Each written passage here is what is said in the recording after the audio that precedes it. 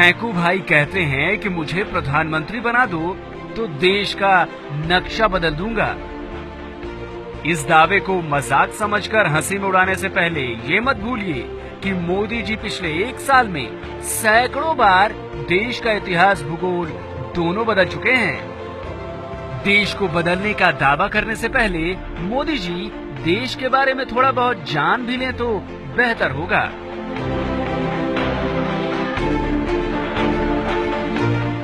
आपको दिखाते हैं मोदी जी के सामान्य ज्ञान के कुछ नमूने, जिसे देखकर आपको मोदी के ज्ञान और उनके दावों दोनों का सच पता लग जाएगा।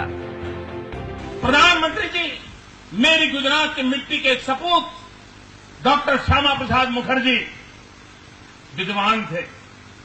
विवेकानंद जी उनके साथ वार्ता करते थे। स्वामी दयानंद सरस्वती उनसे वार्ता करते थे। लोकमान्य तिलक उनका मार्गदर्शन में संपर्क बनाए रखते थे। मोदी जी ने जो कहा उसकी हकीकत तो आप समझ ही चुके होंगे। अगर ना समझे तो हम आपको बताते हैं। मोदी ने कहा कि उनकी गुजरात की धरती के सपूत डॉक्टर श्यामा प्रसाद मुखर्जी, जबकि हकीकत ये है कि श्यामा प्रसाद मुखर्जी गुजरात के नहीं पश्चिम बंगाल के थे। मोदी के मुताबिक स्वामी विवेकानंद जी श्यामा प्रसाद मुखर्जी से बातचीत करते थे, जबकि हकीकत ये है कि श्यामा प्रसाद मुखर्जी का जन्म 1901 में हुआ था। वहीं विवेकानंद जी का निधन 1902 में हो गया था।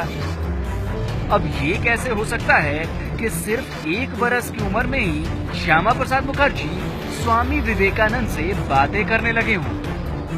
खैर, एक और नमूना भी देखिए। मोदी ने स्वामी दयानंद सरस्वती और श्यामा प्रसाद मुखर्जी की दोस्ती का भी जिक्र किया, जबकि हकीकत ये है कि स्वामी दयानंद सरस्वती का निधन 1883 में ही हो गया था। बस इतने में ही हैरान मत होइए, जरा मोदी जी के आगे का भाषण भी सुनिए। और लंदन में अंग्रेजों के नाक के नीचे इस गुजरात के सपूत ने इंडिया हाउस का निर्माण किया था और मदन लाल धिंगरा ने कर्नल वायली को मारने का काम उस इंडिया हाउस में किया था। हिंदुस्तान में क्रांतिकारियों के वो गुरु माने जाते थे। भाषण की अगली लाइन में ही मोदी का ज्ञान गच्चा खा गया। मोदी जी ने कहा कि श्यामा प्रसाद मुखर्जी के कहने पर ही मदन लाल ढींगरा ने लंदन में कर्नल वायली को मारा था। वैसे ये बात सच है कि क्रांतिकारी मदन लाल ढींगरा ने ही कर्नल वायली को मौत के घाट उतारा था, लेकिन मदन लाल ढींगरा ने कर्नल वायली की हत्या 1 जुलाई 1909 को की थी, यानी उस वक्त जब श्यामा प्रसाद मुखर्जी सिर्फ 8 साल के थे। अभी तो और हंसना बाकी है, क्योंकि भाषण का अगला हिस्सा तो और भी मजेदार है।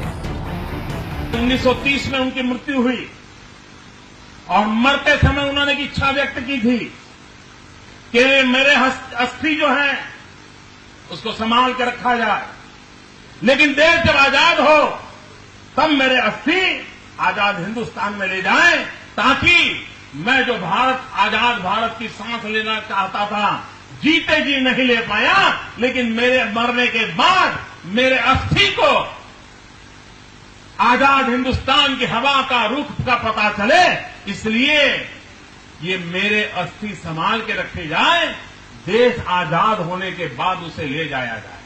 1947 देश आजाद होने के बाद पंडित नेहरू का पहला काम था कि कोई प्रतिनिधि को भेज करके देश के लिए जीने मरने वाले डॉक्टर श्यामा प्रसाद मुखर्जी के उस अस्थि को हिंदुस्तान ला देते। नहीं किया। वैसे अब आप चाहे तो हंस सकते हैं, और अगर अब भी हंसी नहीं आई तो भाषण के इस हिस्से की असलियत सुनकर जरूर आएगी। मोदी जी ने कहा कि डॉक्टर श्यामा प्रसाद मुखर्जी का निधन 1930 में हुआ था, वो भी लंदन में, और आजादी के बाद भारत सरकार उनकी अस्थियां तक नहीं ला पाई। अब जरा असलियत भी सुन लीजिए। श्यामा प्रसाद मुखर्जी का निधन 1953 में हुआ था, वो भी लंदन में नहीं, कश्मीर में। अब आप ही सोचिए, चले हैं देश के पीएम बनने, लेकिन देश के इतिहास का ही पता नहीं है।